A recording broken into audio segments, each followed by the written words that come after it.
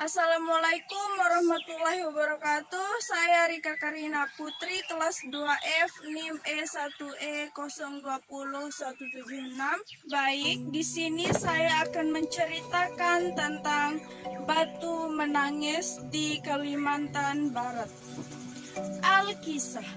Pada zaman dahulu kala, hiduplah seorang ibu dengan anak perempuannya yang bernama Darmi.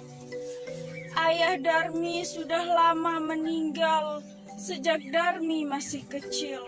Dahulu mereka hidup berkecukupan. Setelah ayah Darmi meninggal, ibu Darmi bekerja keras untuk kehidupan mereka. Ibu Darmi bekerja di ladang. Karena setiap hari Bu Darmi bekerja hingga kulitnya menjadi kian gelap dan tubuhnya menjadi menyusut. Semua dilakukan demi Darmi, putri satu-satunya. Namun apa yang dilakukan Darmi tidak mau membantu ibunya bekerja. Setiap hari Darmi hanya dandan. Dia juga enggan keluar rumah karena takut kulitnya menjadi hitam seperti ibunya. Suatu hari, ibu Darmi hendak bekerja di ladang. Dia akan bekerja sampai sore. Karena musim panen sudah tiba. Ibu Darmi berkata, "Nak, bisakah kamu memasak hari ini? Siang ini ibu akan pulang terlambat karena harus menyelesaikan panen kita. Jika sudah masak, maukah kamu menghantarkannya di ladang?" Lalu Darmi berkata, "Tidak mau, Bu. Aku kan habis keramas. Nanti rambutku bau tungku. Kan aku habis keramas. Nanti jika aku menghantarkannya di ladang, nanti kulitku akan hitam sepertimu." Ibu Darmi hanya menggeleng-gelengkan kepala sedih. Di ladang, Ibu Darmi bekerja dengan sangat keras. Dia mengumpulkan hasil panen. Lalu Bu Darmi berdoa, "Ya Tuhan, tolong kami. Ubahlah sifat anak kami, lepaskan dia dari sifat malasnya." Setelah pulang dari ladang, betapa terkejutnya Bu Darmi. Di rumah tidak ada makanan yang bisa dimakan. Darmi yang melihat ibunya pulang malah marah-marah. Bu Darmi berkata, Lalu Darmi meninggalkan ibunya yang kelaparan. Keesokan harinya, Ibu Darmi sudah bersiap dengan hasil panennya. Dia akan pergi ke pasar dan meminta. Lalu Darmi pun menjawab, "Ah, nanti kulitku kotor, apalagi kan pasar itu becek. Aduh, aku tidak bisa membayangkannya." Dan pada akhirnya ibunya pergi sendirian. Sorenya, Ibu Darmi membawa uang hasil panennya. Tidak terlalu banyak, hanya cukup membeli benih dan makan sehari. Darmi yang melihat ibunya memegang uang langsung mendekati ibunya. Lalu Darmi berkata, "Bu, bedaku sudah habis."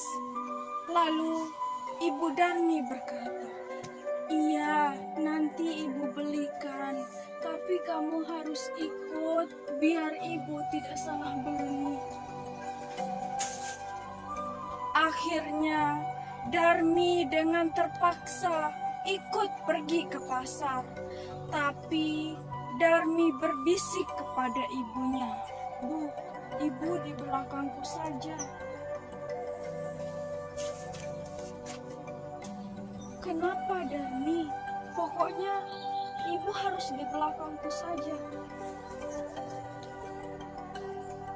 Darmi sebenarnya malu jalan bersama ibunya yang berkulit gelap.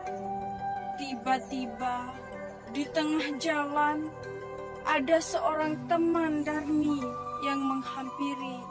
dan berkata, "Hai Darmi, kamu mau kemana?" "Aku mau ke pasar." Teman Darmi melihat ibu Darmi penuh dengan pertanyaan. Lalu teman Darmi bertanya, "Dia itu siapa, Darmi? Ibumu ya?" Lalu Darmi menjawab, "Masa aku punya ibu seperti dia? Kotor, jelek, dekil, amit-amit deh." Teman Darmi bertanya, dan pertanyaannya sama, dan Darmi juga menjawab dengan jawaban yang sama. Lalu betapa sedihnya Bu Darmi mendengarnya. Namun Ibu Darmi menahannya di dalam hati. Darmi melanjutkan perjalanan, lalu bertemu dengan temannya yang lain. Lalu Bu Darmi berdoa, "Ya Tuhan, hamba sudah tidak kuat lagi dengan sikap anak hamba. Tolong kiranya hukum dia menjadi jera." Setelah Ibu Darmi selesai berdoa, tiba-tiba Darmi terkejut. Ampun Bu, Darmi tidak akan melakukannya lagi. Ampun Ibu." "Maafkan Ibu, Nak. Ini adalah hukuman atau balasan dari perlakuanmu terhadap Ibu." Darmi merintih kesakitan, tapi sayang, semua tidak akan kembali. Darmi tetap menanggung hukumannya karena Darmi sudah durhaka terhadap ibunya. Dan batu itu dipinggirkan orang-orang hingga sekarang masih ada di Kalimantan Barat dan dinamakan batu menangis. Sekian, terima kasih dari dongeng yang saya ceritakan. Lebih dan kurangnya saya mohon maaf. Wabillahi taufiq wal hidayah. Wassalamualaikum warahmatullahi wabarakatuh.